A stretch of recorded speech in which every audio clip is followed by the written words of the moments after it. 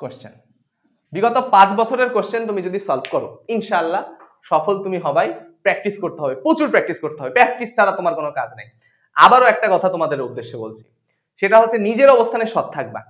তুমি যদি নিজের অবস্থানে সৎ থাকো, তুমি দেখবা তোমার পথগুলা এতটা অনুকূল করে দিচ্ছে, আল্লাহ তোমার পথগুলা এতটা সুগম করে দিচ্ছে, তুমি ভাবতে পারবা না। তুমি সবসময় আল্লাহর কাছে চাইবা যে আল্লাহ তুমি আমাকে নিজের চোখে ছোট রাখো, আমাকে মানুষের চোখে তুমি বড় করে দাও। দেখবা আল্লাহ তোমার সহায় হচ্ছে। আর কখনো কারো ক্ষতি করবা না, কারো উপকার করতে না পারো, কারো ক্ষতি করতে যাবা না। মানুষের সাফল্যে তুমি খুশি হবা। একজন যদি সফলতা অর্জন করে, তোমার এখানে কষ্ট পাওয়ার কিছু নাই তো, আল্লাহ তাকে সফল করেছে, তোমার তার প্রতি আরো দোয়া করা উচিত। তুমি আরো দোয়া করবা যে আল্লাহ তাকে সফল করেছে, তোমার এতে খুশি হওয়া উচিত। তুমি এখানে নারাজ হওয়ার কিছু নাই।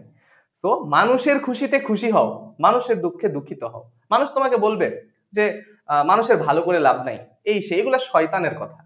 তুমি কি বলবা? তুমি বলবে মানুষকে খুশি করাই আমার উদ্দেশ্য, মানুষ খুশি হবে, মানুষ আমার জন্য দোয়া করবে, এটাই আমার উদ্দেশ্য।